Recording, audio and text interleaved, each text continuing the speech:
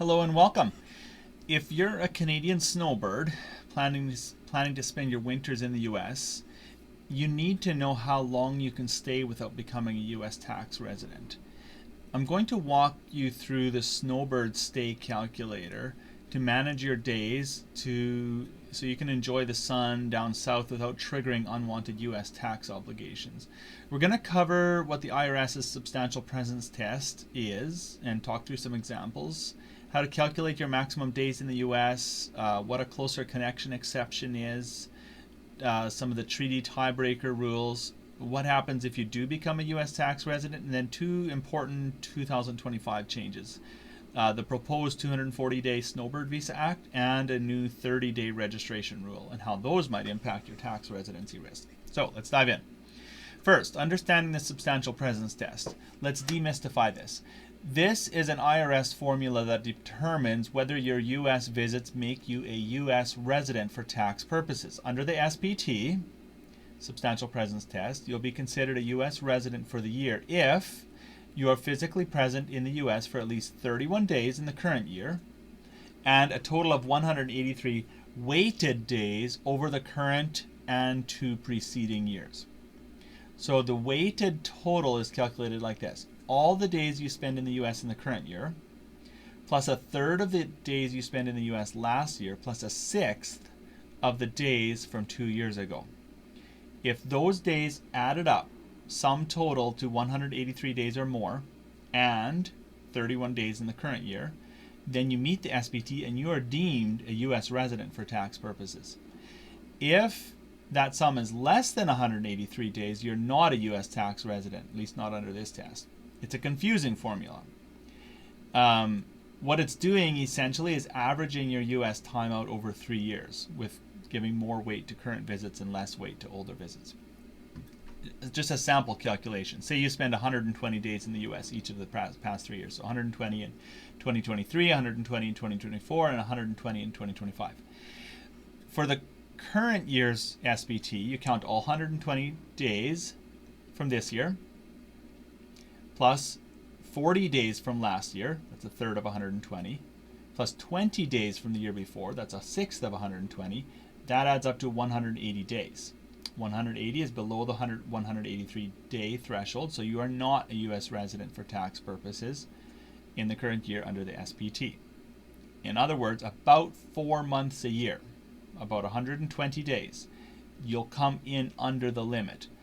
If that total came out to 183 or more, you would trigger tax residency under the SPT. The SPT's weighting means you can technically spend more than 183 days in the U.S. over 3 years, but it definitely penalizes consistent long stays year after year. Another important note, when counting days, every day counts, even partial days. The IRS says any part of a day in the U.S. counts as a full day. So for example, if you cross the border at 11 p.m. on a Thursday and go back to Canada 1 a.m. on a Friday, so you're in the U.S. for 2 hours overnight, that 2-hour trip counts as 2 days in your total. So you need to be diligent. You need to mark down each calendar day that you're stateside. This is where a calculator comes in handy, and there are various apps available to help keep track of this. It automates the calculation, so you don't have to crunch fractions and worry about forgetting these quick trips. You can input the days that you spend in the U.S. each year, last year, year before, and the calculator will automatically apply the SPT formula to show you your 3-year total. If the total is under 183, you're in the clear.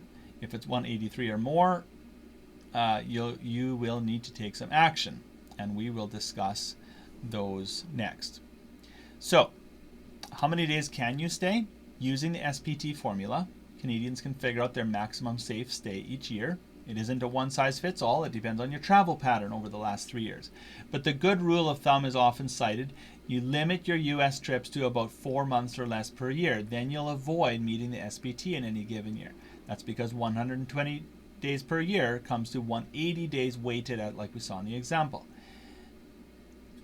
In contrast, if you regularly stay much more than 4 months each year, you will tip over the 183 day mark and trigger U.S. tax residency.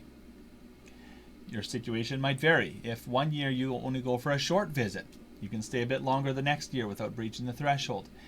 So you need to use a calculator so you can play with the numbers. Plug in expected travel plans and it'll tell you if you're getting close to the 183 danger zone. Helps you adjust your plans proactively. And remember that 31 days in the current year is a prerequisite. So if you're taking very short trips under a month this year, you're not going to meet the test at all. But most snowbirds do exceed the 31 days. So the key is managing that multi-year total. Now, there are some partial days that don't count towards an SPT. For example, days that you commute from Canada for work.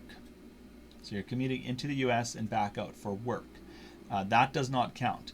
Days that you were in transit through the U.S. for less than 24 hours. So you're transiting through the U.S. to some other destination. Or if you're unable to leave the U.S. because of a medical emergency, you can exclude those days from the count. So those situations are special cases. You probably need to file an IRS Form 8843 to explain any medical exemptions. For a typical snowbird vacation, just assume every day in the U.S. counts. So use the calculator, count very carefully. That's your first line of defense to stay under the substantial presence test threshold. So what if you run the numbers and you do meet the SPT? Don't panic. Meeting the SPT does not automatically mean you're doomed to file U.S. taxes. The IRS provides an out called the Closer Connection Exemption, which you claim by filing Form 8840. Closer Connection Exemption Statement. In plain terms, the Form 8840 is your way of telling the IRS that yes, I spent a lot of time in the U.S., and yes, I technically meet the SPT, but I do actually live in Canada. I actually have a closer connection to Canada, so don't treat me as a U.S. resident. Here's the criteria for the Form 8840. You're present in the U.S. for less than 183 days in the current year. Okay, so if you hit the over 183 days this year, you cannot use this closer connection exception. We have one more out, so don't worry about that. The criteria, you maintained a home in Canada, a tax home in Canada, or any other foreign country for that matter. But that means that Canada needs to consider you to be a resident for that year. And you need to establish that, yes, you indeed have a closer connection to Canada. It really is your primary home. Form 8840 is going to ask a series of simple questions. Where's your permanent home? Where's your family? Where are your personal belongings? Where's your driver's license? Where do you bank? Where are you registered to vote? Where do you have health coverage? These all help demonstrate that your center of life is in Canada, not the U.S. So for most snowbirds, that's usually clear. Canada is home. Form 8840 puts it on record. You must file this form on time. It's due by June 15 of the year, following the calendar year in question, because most snowbirds are non-resident aliens for U.S. tax, so they get an exemption to June 15 instead of April 15. There's no fee to file. You don't need a social security number. You don't need an ITIN. You just can write Canadian filing form 8840 and send it in. The IRS doesn't send back a confirmation, but you should keep a copy of the submitted 8840 to prove that you filed it, if that ever comes a question. By filing this form, you retain your status as a non-resident, even if you met the substantial presence test. And in effect, the closer connection exception lets you spend up to 182 days in the U.S. each year, which is just under your half-year mark without being treated as a U.S. tax resident. Thousands of Canadian snowbirds take advantage of this each year. It's common, well accepted. It's recommended you file this form proactively every year, even if your SPT is under 183 days, just to have it on record.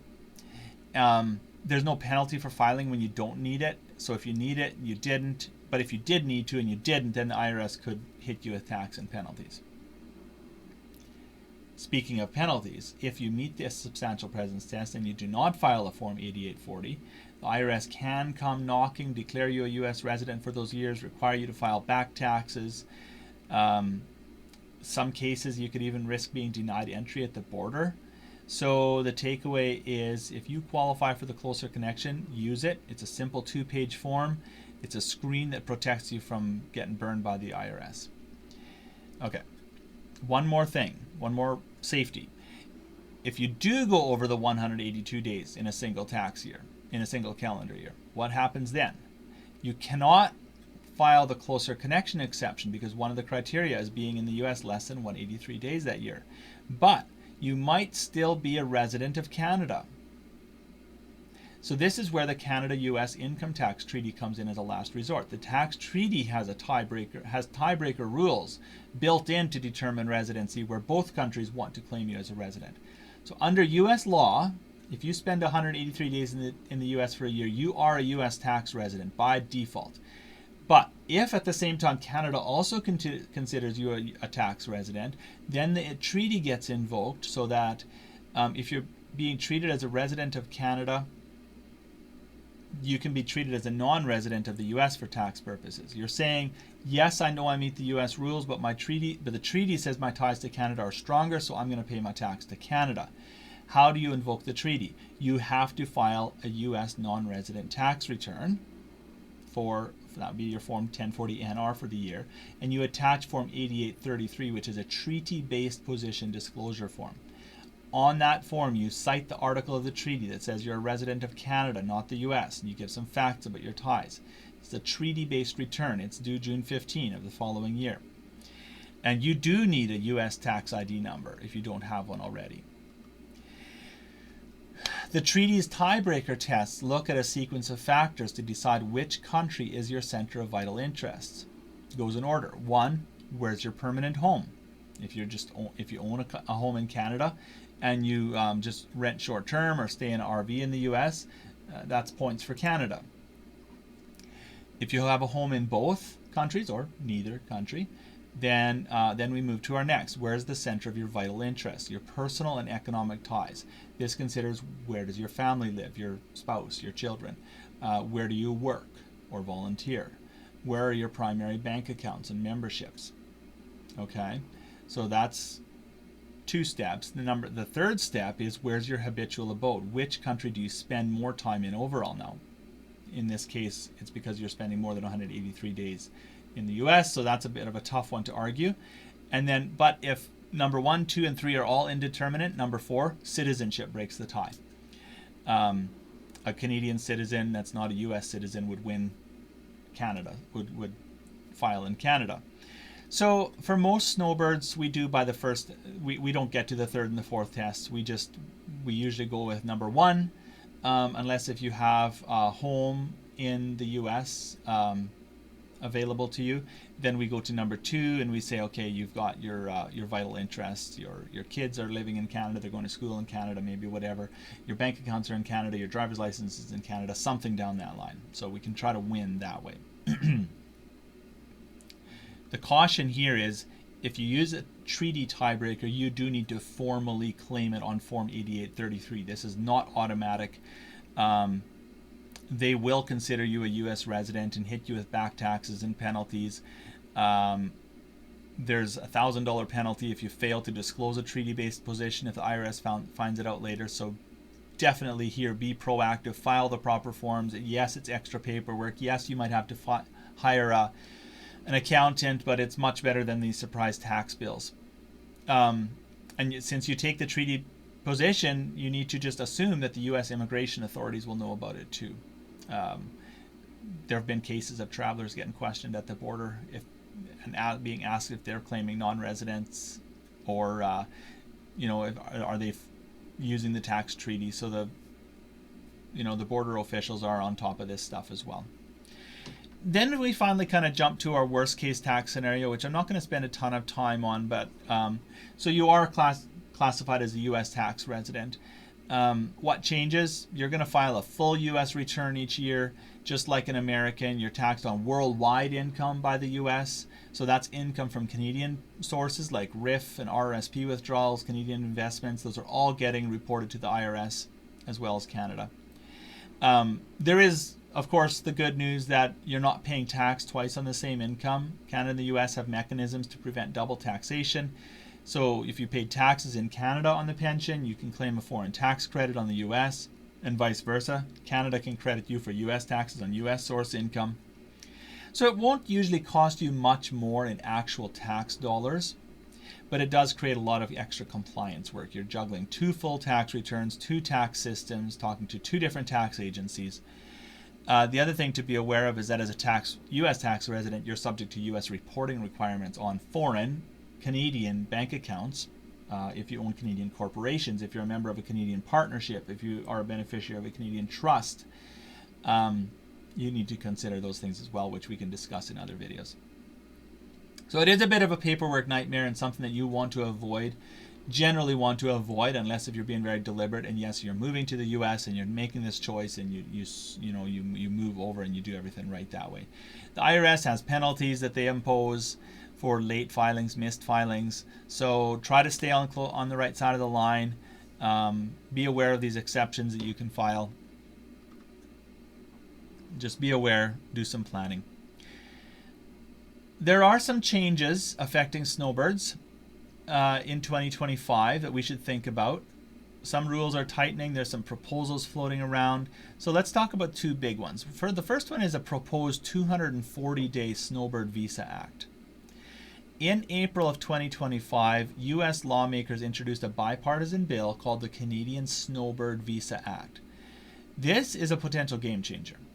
Under current immigration law, Canadians without a visa can stay in the U.S. up to 6 months minus a day, so 182 days within a 12-month period.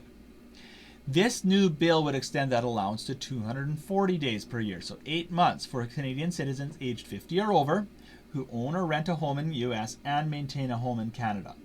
So certain retirees could spend this extra 2 months a year, legally without a visa. It explicitly says these individuals cannot work in the U.S. or access U.S. public benefits, and it clarifies they will retain their non-resident tax status. So yes, this intends that you could stay up to 240 days and still be treated as a non-resident for U.S. tax purposes. This is not law yet. This is introduced in Congress, but it's not passed. It's late 2025 now, and it still hasn't passed. These kinds of bills have been proposed before. They do stall out sometimes, but it's still floating around, so let's stick to the existing rules, but keep an eye on this. It's just a question. If it does become law, it's going to allow much longer stays. And how is that going to impact the tax side? The bill says non-resident tax status, but we have no idea about the mechanism on this. Are we not counting these extra days?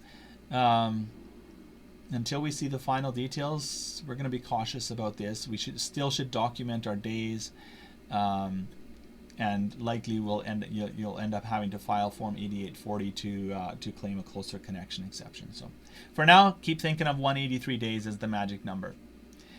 The other thing is keeping note that even if 240 days becomes the new legal stay limit, you're spending 8 months of the year in the U.S. That's going to deepen all your other ties to the U.S. So you need to make sure that you're still maintaining those residential ties to Canada, because otherwise the IRS is going to question the closer connection exception here. So the good news is the bill's designers seem like they're aware of the tax issue and they're not trying to create accidental U.S. residents. So we'll just have to see how this gets implemented. The other big development is more of an immigration issue, so I can't speak to too much detail on it. But yes, immigration, it's in effect, new U.S. immigration rules. Many visitors, including Canadians, are required to register with U.S. authorities if they plan to stay for 30 days or more. This came into effect April 11 of 2025 following a U.S. executive order. It largely affects the snowbirds that drive or take a ferry, because those that enter the U.S., those are the ones that are entering the U.S. without a formal visa or an I-94 document. So here's what happens. If you plan to be in the U.S. for 30 days or longer, or if you didn't plan to, but you end up extending the stay, you are required to register with USCIS, U.S. Citizenship and Immigration Services. You can do this online via USCIS portal. There's a form that you plug in your basic information, your passport details, your entry date, your U.S. location, and then you need to carry proof of this registration while you're in the U.S. U.S. Homeland Security is trying to keep track of long-term visitors. Canadians have been generally in a pretty privileged position in the U.S. Come and go freely up to 6 months without any paperwork, but now there is this being in the database like all the other foreign visitors of the U.S. Exceptions. If you fly into the U.S., you will get an I-94 because you're on the airline's records. you have an I-94 entry record. If you have a Nexus card, those counts as registration, and you don't have to do this new process. So it's really targeting those that enter by land or sea and might otherwise be off the radar. There is a fingerprinting requirement in the program that that Canadians are exempt from. Other nationalities or a Canadian not citizen but a Canadian permanent resident might not be exempt. So something to be aware of. Why does this matter for tax? It's just, number one, it's an additional hoop to jump through. Failing to register is a crime. Willful failure can lead to fines up to $5,000 and 6 months in jail, although I'm assuming that to be a pretty extreme case. So we don't want to have an inadvertent immigration violation. And it also means that the U.S. is going to have very accurate records of your U.S. stays. Border officials will have instant access to how many days you've been in the country. Big Brother knows what's going on. The Canadian Snowbird Association has protested this 30-day rule. They're calling it an unnecessary burden on honest snowbirds. There's some concern it's going to dissuade people from traveling as often to the U.S., but it is the law. So if you're driving down for more than a month, just remember this, create the USCIS account and register. And remember, you've got within 10 days of coming down to do it. Also, if you have address changes while you're in the U.S., so yeah, you switch RV parks or you move from your condo to a friend's place, be mindful of that as well. Or if you leave and re-enter. So what's the summary? The 2025 changes mean snowbirds are going to have to be more vigilant, but they might have more flexibility on the horizon. Keep on using these calculators to plan your winters. Count every day. Keep your own records. And yeah, enjoy your stay in the U.S. Reach out to me if you have questions.